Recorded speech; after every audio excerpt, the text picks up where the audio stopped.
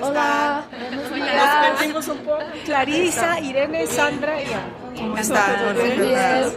Mamá, a mí me decían la bruja.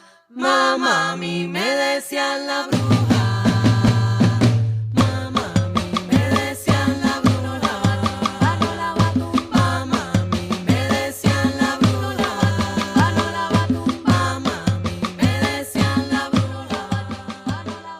Olá, eu sou Fernanda Maria, farmacêutica, mestrando em divulgação científica e cultural na Unicamp e parte da equipe do Mundaréu.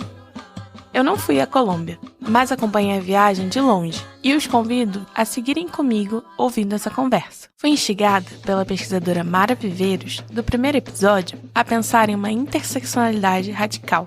O pesquisador Franklin Gil me ensinou uma receita de ingredientes importantes no trabalho acadêmico. Já contra Paulo Galena, entendi mais sobre as manifestações recentes e transformações sociais desse nosso país vizinho.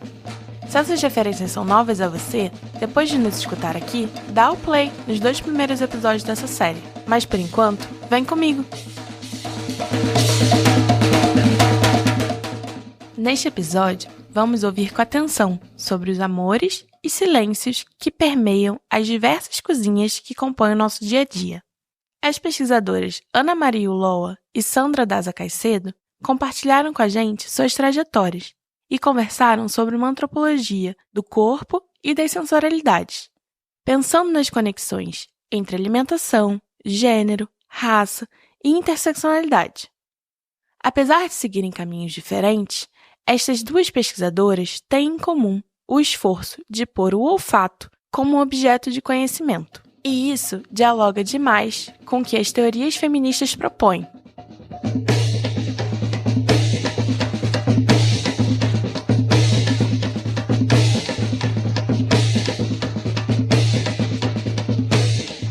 Por onde passamos?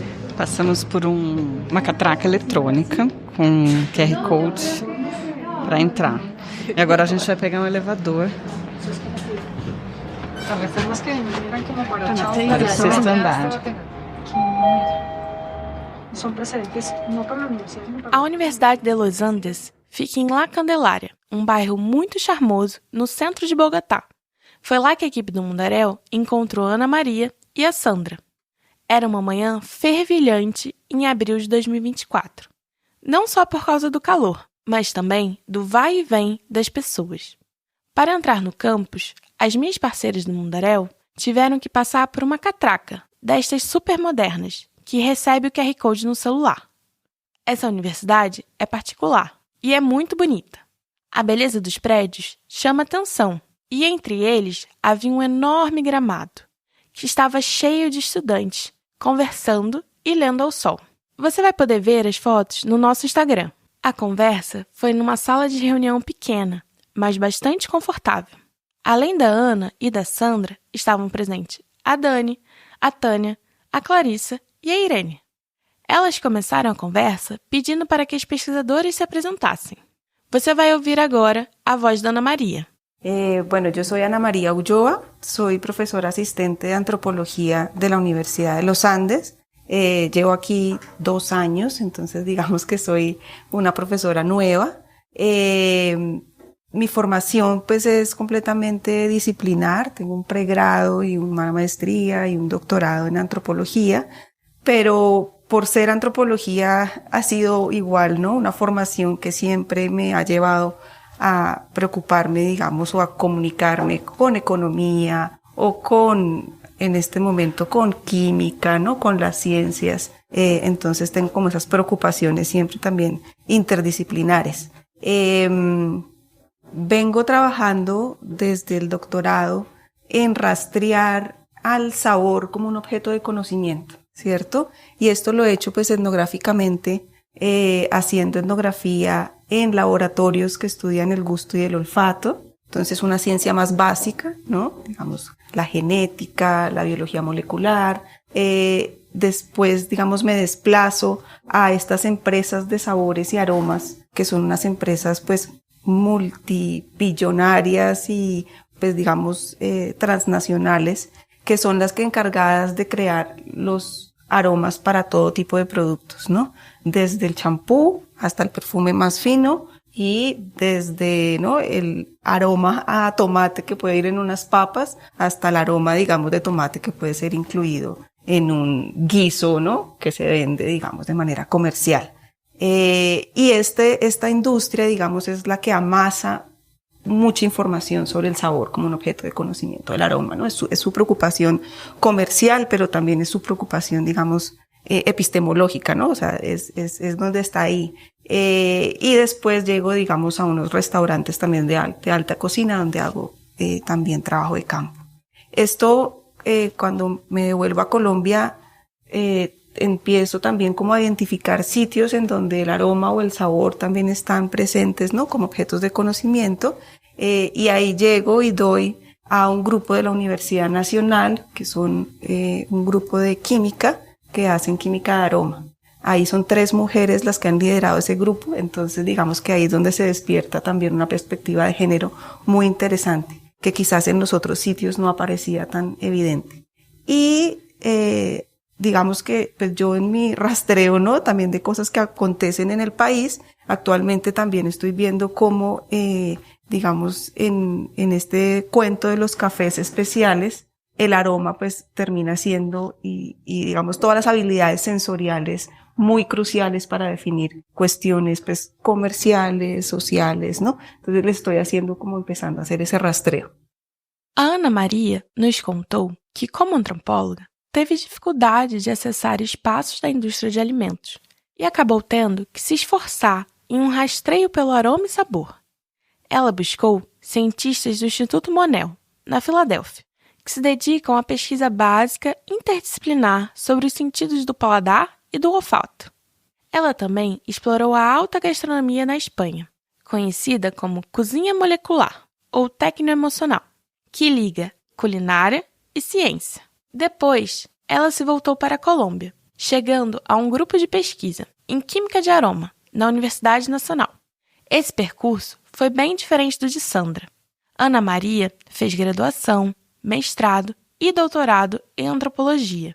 Já Sandra seguiu uma formação, desde o início, mais interdisciplinar, começando na economia, passando pelos estudos sociais da ciência e tecnologia e pela antropologia social. É a voz dela que você escuta a seguir. Bueno, mi nombre es Sandra Daza Caicedo. Yo, a diferencia de Ana, soy lo más indisciplinado del planeta. Soy economista, tengo una maestría en estudios sociales de la ciencia y la tecnología y un doctorado en antropología social. Y digamos que en toda mi trayectoria profesional y académica, pues una de mis grandes preguntas ha sido como esta relación de ciencia-sociedad.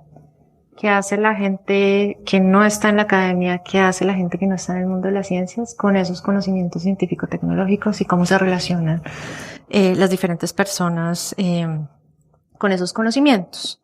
Y digamos ahí mi conexión con Ana María tiene que ver con que en mi tesis doctoral yo entré con una pregunta que tenía que ver como con estos discursos científicos sobre la alimentación asociados a lo saludable y a todas unas ideas muy medicalizadas de la alimentación. Yo quería saber la gente qué hacía con eso, si la gente tragaba enteros sus discursos científicos o no, si los contrastaba. Y en ese camino terminé metida en cocinas y terminé preguntándome, o más bien explorando cómo finalmente la cocina también es un espacio de producción del conocimiento.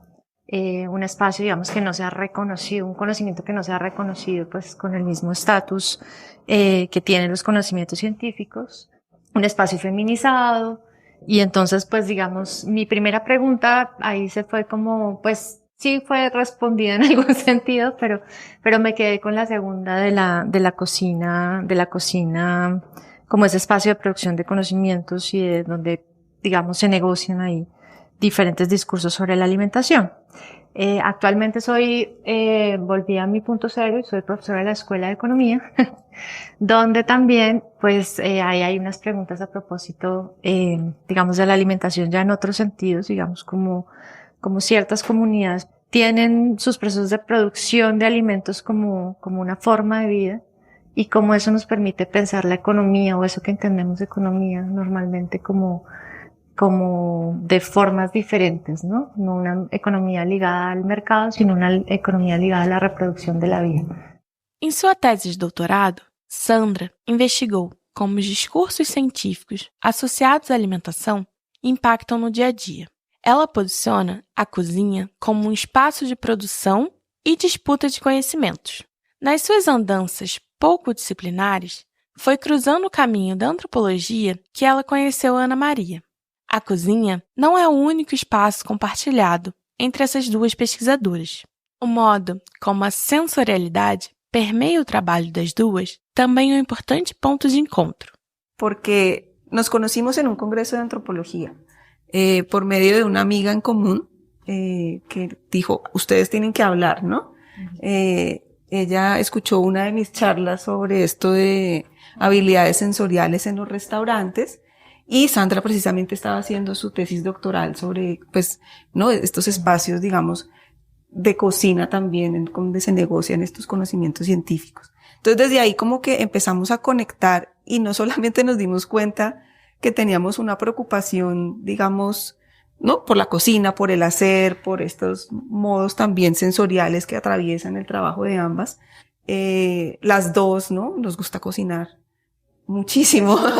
Que también, ¿no? Veíamos como este espacio que compartimos, ¿no? Esa falta del hacer en la academia, ¿no? Sobre todo en las ciencias sociales, que también, ¿no? Pues las dos como que compartíamos la misma fatiga de cierta manera, ¿no?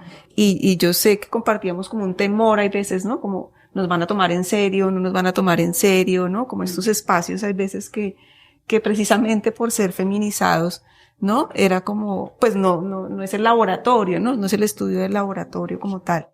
Nesse momento da conversa, a Dani perguntou como gênero e perspectivas feministas atravessam em suas pesquisas. Para Sandra, essas dimensões aparecem ao observar o trabalho do dia a dia realizado pelas mulheres nas cozinhas.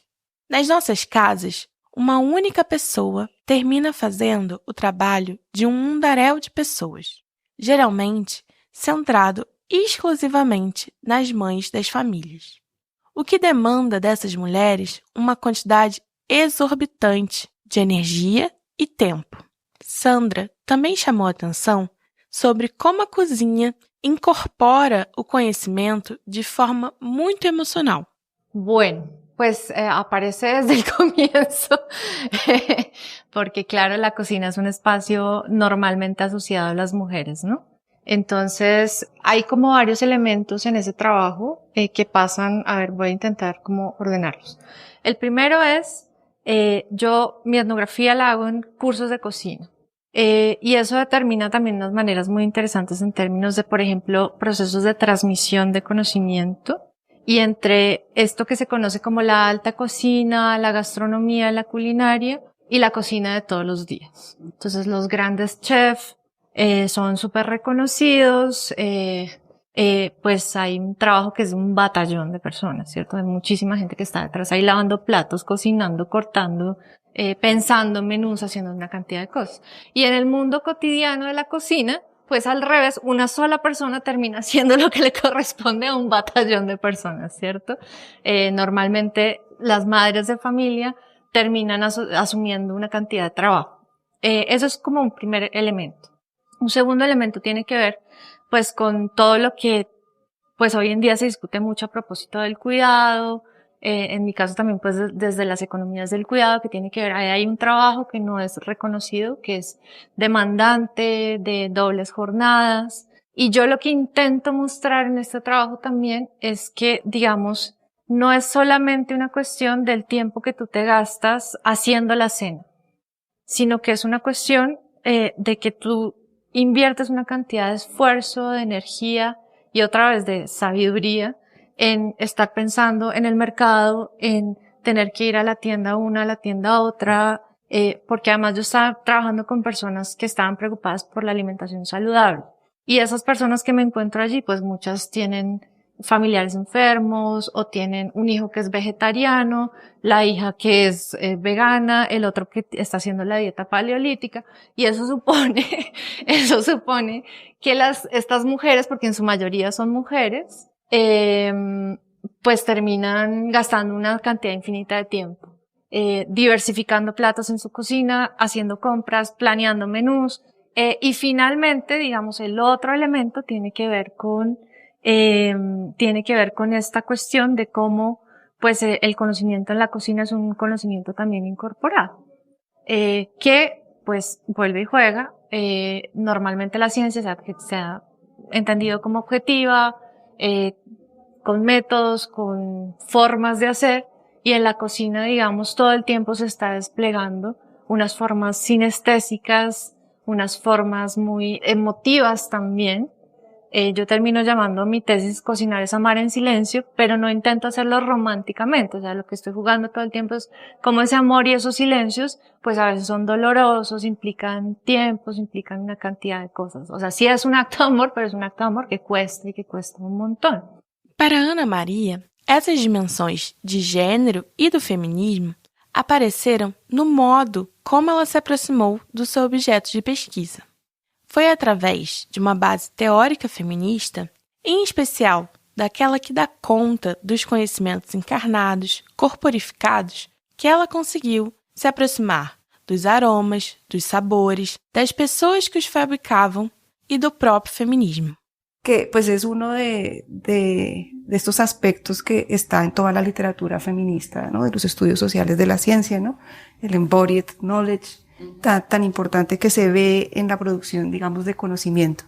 Y que precisamente por el objeto que yo me planteé seguir etnográficamente, ¿no? El aroma, el sabor, pues era evidente cómo buena parte del conocimiento no estaba ni siquiera tanto en los instrumentos, que son importantes, pero estaban más en las personas, ¿no? Digamos, ese aprender a oler, en mi caso, aprender a reconocer, digamos, diferencias que antes no se reconocían, es imprescindible para la industria, para la ciencia, para el restaurante mismo, ¿no?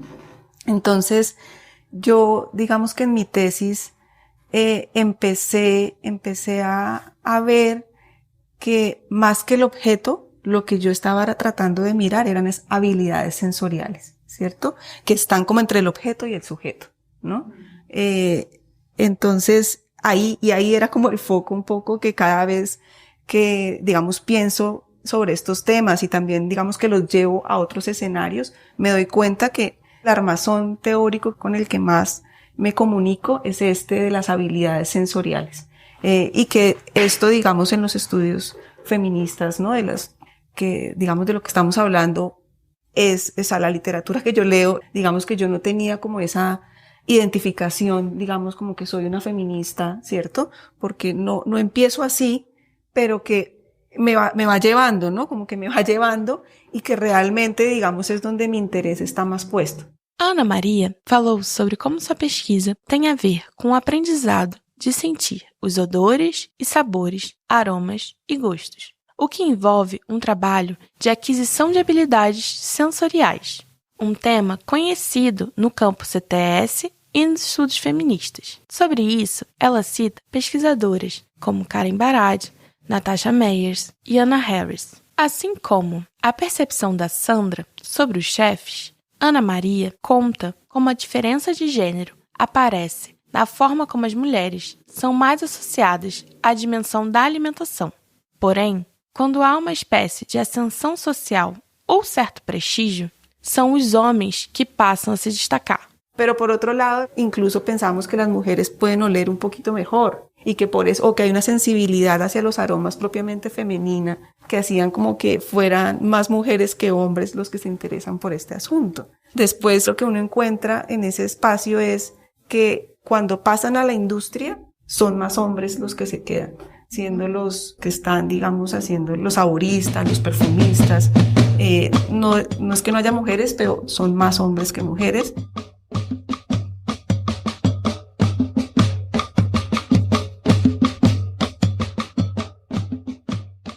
Considerando que no Brasil a dimensão da cozinha é muito marcada pela interseccionalidade entre gênero e raça, a Dani perguntou sobre como a questão da racialidade aparece no contexto dessas pesquisas. Sandra reconheceu que o tensionamento racial também é presente na Colômbia. Ela nos contou suas preocupações com os processos de extrativismo e apropriação cultural que rondam as cozinhas colombianas. Hay como unas tensiones muy fuertes, porque, a ver, de un lado, precisamente en este tema de la emergencia y, digamos, de reconocer Colombia como un país diverso y con unas cocinas que han estado invisibilizadas, y lo pongo entre comillas, ¿no? Invisibilizadas ¿para quién? Entonces hay unos procesos también de extractivismo cognitivo allí, de ir a donde mujeres afro, cocinas indígenas, y llegan los restauranteros a apropiarse de esos conocimientos bajo unos discursos muy políticamente correctos, ¿no? De estamos haciendo recuperación de nuestros saberes y de nuestros ancestros. Entonces yo ahí lo que veo es como unos márgenes muy difíciles, muy complejos, porque sí siento, digamos, ahora que estoy de hecho trabajando con un grupo de mujeres afro, digamos, una tensión de no queremos que vengan acá a hacer esos procesos de extracción de conocimiento. Y nuestra comida es para nosotros y no nos interesa que los demás necesariamente la conozcan. Entonces yo creo que nosotros estamos viviendo como Colombia, y también en términos, digamos, de antropologías más tradicionales de la alimentación, en esa tensión. De una parte, digamos, reconocer que aquí hay unos saberes muy importantes alrededor de las cocinas, pero hay que tener mucho cuidado con procesos de extractivismo y de apropiación de esos conocimientos que al final del día no le revierten mucho a las comunidades, sino que al revés, y digamos otra vez en clave más feminista, si uno lo quiere pensar también, detrás de esos discursos hay unos procesos que pueden ser muy complejos de explotación en varios lugares y en varios territorios de Colombia. Por ejemplo, yo creo que Brasil también ha vivido algo de eso, cuando empieza los núcleos urbanos a querer consumir productos, no sé, los frutos amazónicos o otro tipo de cosas, pues eso genera en los territorios también unos procesos de explotación y de agroindustria y de cultivos extensivos que a largo plazo terminan siendo muy perjudiciales. A Ana Maria tinha comentado sobre trabalho que realizou em um laboratório colombiano de química, na década de 1980. Este laboratório desenvolveu aroma sintético muito especial. Uma pesquisa liderada por mulheres sintetizou o aroma da Mora de Castilha, que também é chamada de framboesa andina. É aroma muito especial e muito característico. Neste ponto da conversa, a Tânia retomou essa história para provocar pensamento sobre exatamente o que e como podemos nos perguntar sobre atravessamentos de gênero y racialidade. Tu pregunta es una pregunta por un sabor y un olor muy concreto, una forma de hacer. Pero yo sí creo que hay formas en las que se puede hacer esa pregunta, en donde hay una manera de mirar, en donde se están, por ejemplo, recogiendo trayectorias de seres, de personas que quizás uno no vería si estuviese mirando solamente a los chefs ¿no? Son unos testigos modestos por ahí que aparecen que de alguna manera... Me pregunto si no hay olores también, o sea, pensando que el tema racial y el tema de género no solamente está encarnado en las personas, pues porque estas señoras encontraron la Mora de Castilla, hubieran podido encontrar el aroma de la llanta de lo que sea, ¿no? La Mora de Castilla es una mora endémica, muy particular, el jugo de mora, mejor dicho, es como todo lo que... O sea, no es cualquier olor el que se está documentando. Entonces, como que creo que también entendiendo que esto que podamos llamar género no solamente está en la gente, sino que puede estar en las cosas, y en las formas, en los olores, ¿sí? Em seguida, a Tânia perguntou em que medida as autoras feministas do campo dos estudos sociais, ciência e tecnologia foram importantes para pensar as questões da pesquisa, a partir de situacionalidades. A Ana Maria nos trouxe o tema da problematização da primazia da visão no trabalho de Donna Haraway. Na contramão da hierarquia dos sentidos, a antropologia sensorial evoca outros sentidos que não somente o da visão.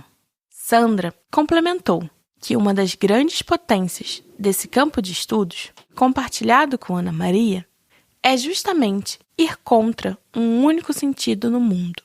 Pues pensemos como en Haraway y el tema de la visión, ¿no? Que con ella, digamos que en esta antropología sensorial, pues que también, digamos, me muevo yo, Una de las premisas, digamos, de la antropología sensorial es un poco estar en contra de la jerarquía de los sentidos, ¿cierto? De este ocularcentrismo, de que que no todo se tiene que basar en la visión, de que no todas, digamos, las sociedades o las comunidades nos regimos bajo esta idea de los 5 sentidos, ¿no? Entonces, un poco el propósito es como, sí, rechazar esta jerarquía. Y Haraway hace alguna cosa muy interesante con la visión, porque precisamente nos muestra, pues, es que la visión no es solamente objetivizante, ¿cierto? Sino que nos conceptualiza la visión como algo que también penetra al objeto, ¿no? Entonces ahí esas conversaciones para mí han sido importantes, porque no se trata tampoco como ahora, no, pues el olfato versus la vista, sino de dar otras visiones, ¿cierto?, sobre los sentidos y lo que son y lo que pueden llegar a ser. De hecho, el olfato y el sabor son complementarios. Sí.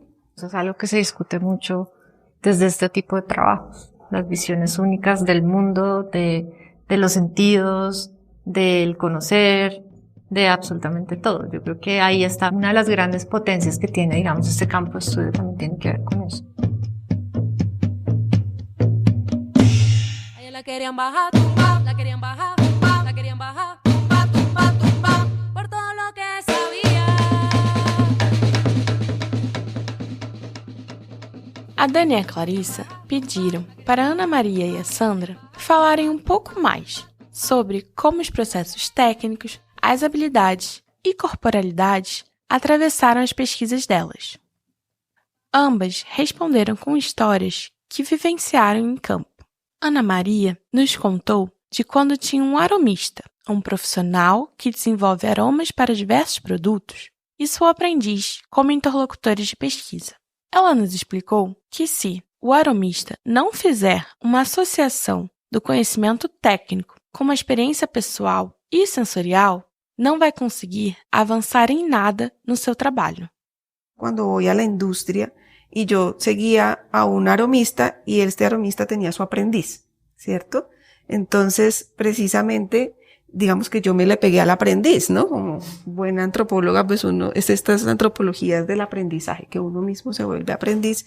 Y recuerdo un momento como muy especial, estaba ella y otra chica que también estaba como aprendiendo. Entonces, ellas hay veces se reunían juntas a hacer sus entrenamientos, y el entrenamiento consiste simplemente en que tú tienes unas referencias y tienes una información técnica sobre cada referencia. En el mundo de los aromas, digamos, súper importante es la memoria olfativa, ¿no? Y esto es un conocimiento, digamos, técnico del que todas las personas que estén en este mundo siempre te hacen referencia. Me dicen, si tú no asocias X referencia a una memoria personal, no puedes hacer nada, porque necesitas que parta de tu experiencia misma, ¿no? Entonces, en esa ocasión estábamos probando varias referencias. Recuerdo que esas eran como de clavos y como cosas así como de esa familia.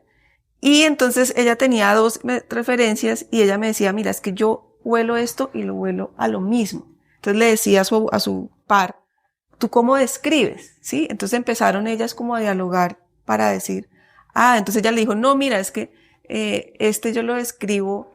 Una es muy clásica, que es como cuando uno va al dentista y tiene como un olor muy particular del dentista, sí, no sé si lo.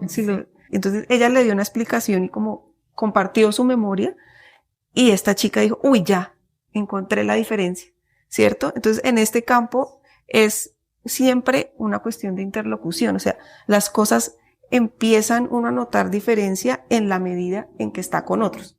Já a Sandra nos contou como dia, a caminho de uma aula, ela notou diferenças nas suas mãos, mudanças em seu corpo que tinham sido provocadas pela sua pesquisa, conhecimento incorporado, de maneira literal e figurativa. Ela também ressaltou como as relações humanas e não humanas estão no centro da cozinha. Yo suelo contar una anécdota. Amamos. Y es que un día yendo a las clases, porque pues mi etnografía fue en las clases y siendo yo estudiante también, un día iba en el bus camino a clase y me quedé mirando las manos y me di cuenta pues que ya no tenía esmalte, que tenía muchas cortadas, que tenía quemadas, que tenía callos. cosas que hacía unos meses, mis manos eran impecables. Entonces, ese día entendí, yo siempre la cuento y Ana me la he escuchado varias veces, porque ese día yo entendí, o sea, yo venía leyendo y estudiando mucho sobre conocimiento incorporado, la atención sí traducirlo como incorporado o encarnado, que es ahí una tensión súper grande, pero ese día yo me di cuenta qué significaba eso. Y también entendí mucho, digamos, y desde entonces siempre me puse, en la etnografía todo el tiempo estaba mirándole a mis compañeros y a los profesores sus manos, y me di cuenta que en efecto sus cuerpos, casi todos los cocineros tienen heridas de guerra, casi todos los cocineros tienen quemadas, tienen cortadas, y digamos eso me llevó a una discusión, además de eso, y para complementar un poquito lo que estaba diciendo Ana, que es a propósito de las complementariedades en la cocina, que es también la discusión sobre la relación con lo no humano. Y entonces, como en la cocina, claro, el no tenerla cortada, el no tenerla quemada, depende un poco de tu capacidad y tu habilidad para manejar, por ejemplo, un cuchillo, ¿no? Entonces, es una habilidad que tú vas desarrollando y para la cual tú necesitas, bueno, yo lo llamo un ritmo, que cuando tú logras dominar una técnica, tú vas teniendo un ritmo. Bueno, es un poquito bonito. Sí, es bonito porque, ¿saben? En los audios, cuando estaba escuchando los audios de la etnografía, pasaban muchas horas donde no había palabras, sino solo sonidos. Cuchillos cortando, agua corriendo, sonidos de cosas que van desechándose. Entonces, digamos, ahí hay toda una relación también con los artefactos en la cocina, que es muy bonito. Entonces, otra vez, digamos, fíjense que lo bonito y en clave del feminismo es que estos espacios son relacionales. Y para mí eso es como uno de los grandes aprendizajes digamos, de la antropología de la alimentación. Que uno no puede pensar en cocinar sin pensar en relación. Ya sea como lo estaba diciendo Ana, en los espacios más técnicos, digamos, de cómo ese conocimiento es compartido, cómo, por ejemplo, uno aprende a cocinar. Entonces uno aprende a cocinar, sí, con su madre, con su padre, o en la televisión, pero alguien siempre está ahí mediando eso, o como uno siempre está cocinando para un otro, así sea imaginado, digamos, la idea de que la comensalidad es súper importante, o cómo pues si tú no tienes instrumentos y no tienes artefactos tampoco puedes cocinar, ¿no? Digamos, ahí hay un elemento que es muy importante y que está completamente invisibilizado en la cotidianidad también, ¿no?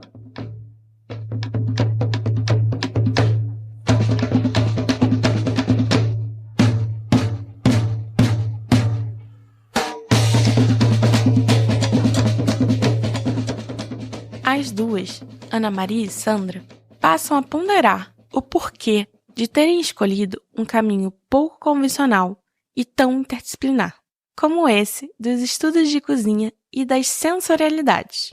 A resposta a qual elas chegaram foi uma certa busca pela felicidade, o que também inclui enfrentar frustrações e desafios. ¿Cómo se es feliz en la academia? Es una pregunta bonita, que esa es la oportunidad que da el doctorado, ¿no? Sí, yo también, fue gracias a una amiga en común que ella dijo un día, me dijo, Sandra, cuando yo estaba pensando como el tema, y ella me dijo, pues, tú ya tienes financiamiento, tienes que buscar un tema que te haga feliz. Aprovecha que es la única oportunidad que no tienes que justificar. Y yo dije, ¡ah! ¡Qué inteligente! Claro, la cocina. Y digamos, ese fue, sí, de acuerdo, pero está bonito como el punto porque sí, uno todo el tiempo se está justificando, ¿no? Uno todo el tiempo tiene que estar justificando los temas en este mundo de convocatorias y de otro tipo de cosas. Entonces creo que también está bueno como para pensar dónde se ponen las agendas y cuáles son las agendas que son de interés, incluso en un campo como la antropología, ¿no? Y sí, de acuerdo a Ana y a mí nos unía también un temor de ser un poquito subalternos en el campo. Sí, estábamos en un tema que estaba entre comillas de moda, pero no era la mirada, digamos, la mirada desde los estudios sociales de la ciencia, no era necesariamente la mirada más seductora para el campo y para los que estaban trabajando ese tema. Yo creo que eso es el punto que este tema nos puso en juego y digamos que la cocina le permite a uno ese juego, de ponerse en juego todo el tiempo, de poner en juego, sí, sus gustos, de poner en juego sus prejuicios y de poner en juego sus emociones también, ¿no? Muy importante, ¿no? No es solamente lo sensorial, sino también es lo emotivo en muchos sentidos. Entonces, bueno, es ser feliz o entender mi propia vida y tomar mi propia vida como, y exponerla y ponerla y hacer preguntas, ¿no? Y eso, cuando uno estudia una cosa como la cocina, pues es absolutamente imposible, porque siempre la gente te va a llegar, y ahí vinculo un poco con el tema de la memoria. Entonces, pues la emoción aquí, y digamos eso, y conectando con las mujeres y con mi propia etnografía, digamos, eso fue una cosa que me llamó mucho la atención. O sea, me encontré también muchas mujeres que estaban estudiando cocina a pesar de que no querían, a pesar de que no les gustaba cocinar, a pesar de que odiaban cocinar. Bien porque en su casa les tocó cuando jóvenes, bien porque sentían que no tenían las habilidades, bien porque lo consideraban un campo feminizado del cual querían aislarse, pero que por sus historias de vida terminaban, digamos, exponiéndose ahí a ese conocimiento y a esa forma también de aproximarse a la cocina, ¿no? Entonces, pues cuando uno estudia temas de antropología de la alimentación, pues necesariamente va a estar esto atravesado digamos, por ese sentimiento, que a veces es romantizado, ¿sí? Como que, ay, tan lindo, y quiero dar amor, ahí sí, ¿verdad? Pero otra vez, la cocina también está llena de frustraciones. Y el espacio, digamos, industrial de las cocinas sí que es un espacio lleno de frustraciones, ¿no?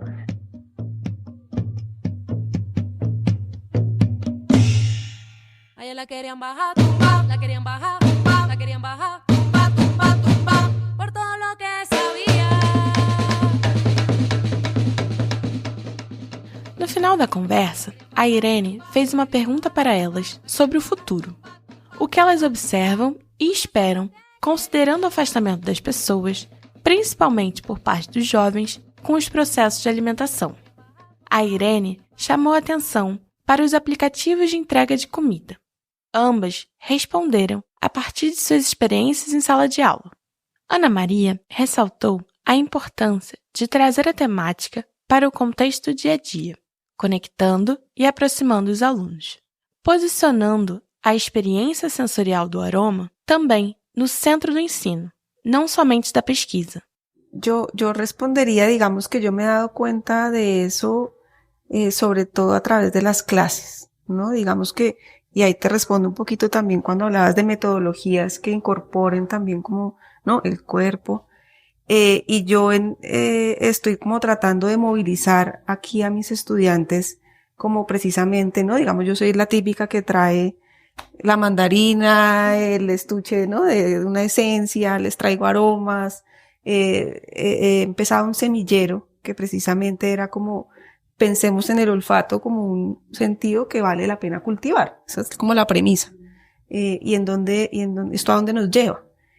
Y claro, yo pensé como, pues, que la gente sí, tiene como más conexión quizás con las cosas y he descubierto lo que tú de pronto describes, ¿no? Muchos estudiantes, pues, muy, no tan atentos, ¿no? A las diferencias, ¿no? Un poco que la mandarina y la naranja no se diferencian tanto, o que sí, que digamos no cocinan mucho, o que no saben de muchas preparaciones, y ahí entonces digamos que yo lo he visto como un punto de entrada, ¿no? Y no para convertirlos a que todo el mundo estudie el olfato, pero que yo creo que lo sensorial abre, como que da una apertura al mundo, como de verdad, sensible. Entonces eso lo he traído como a las clases. Ahorita en el semillero estamos haciendo, voy a hacer una escuela de campo sobre café, precisamente pues porque, digamos, yo empecé ahí como a pensar, bueno, aquí en Colombia, este conocimiento olfativo, ¿en dónde se ve y que sea de fácil acceso, no? Porque, digamos, la perfumería ya es muy nicho, el vino es una cuestión social, porque al final como el vino no es un producto local, entonces eso se adscribe precisamente a que yo necesite una aplicación que me diga qué es lo que estoy consumiendo.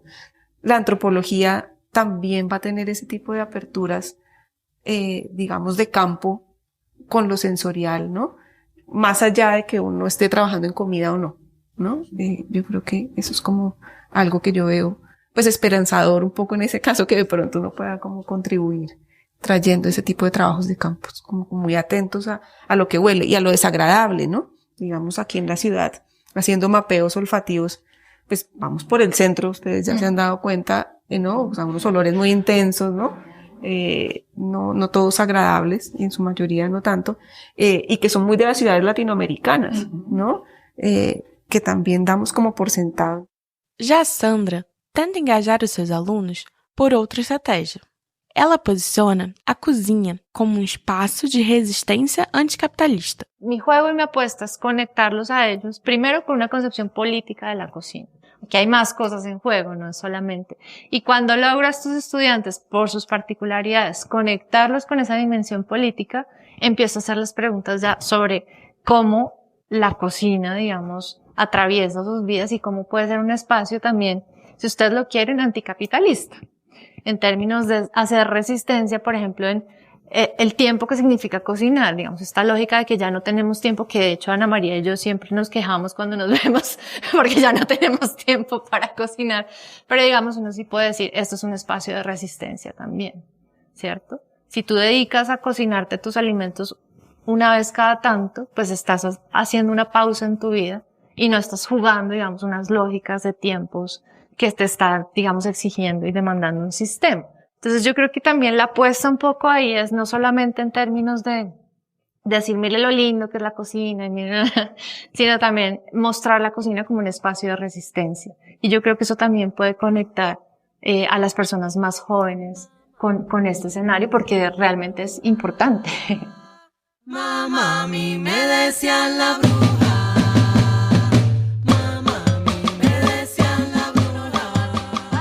Neste episódio, ouvimos sobre os aromas e sabores como espaços de resistência e cuidado. A Ana Maria e a Sandra compartilharam conosco suas experiências em diferentes contextos, desde laboratórios de ciência básica até diferentes cozinhas do nosso dia a dia. Elas destacaram a importância dos saberes sensoriais e corporificados. Ana Maria abordou a construção de habilidades olfativas e gustativas na indústria de aromas e também na alta cozinha, enquanto Sandra discutiu, a partir das aulas que ensinavam a cozinhar, o trabalho invisível das mulheres nas cozinhas domésticas e as interseccionalidades presentes nos processos de extração e apropriação cultural de saberes tradicionais. Ambas refletiram sobre como as teorias feministas e os estudos sociais de ciência e tecnologia fundamentaram suas pesquisas, permitindo questionar hierarquias de gênero, raça e conhecimento.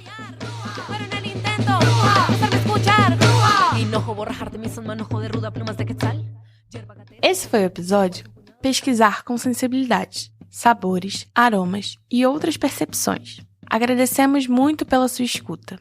Mais informações sobre as participantes do episódio e o projeto do Mundaréu você encontra na nossa página mundaréu.labjor.unicamp.br. A gente agradece o apoio da equipe que esteve em Bogotá: Clarissa Rest, Irene do Planalto Chemin, Daniela Mânica e Tânia Pérez Bustos. Além delas, a equipe que ajudou a produzir esse episódio foi composta por mim, Fernanda Mariá, Igor Pereira, Maxi Viana e Gabriel Marçal. A música dessa série é Bruja, de La Perla. A FAPESP, a Unicamp e o CNPq apoiam o Mundaréu e somos gratas por isso. Semana que vem, nos escutamos de novo em mais um episódio da série Mundaréu na Colômbia.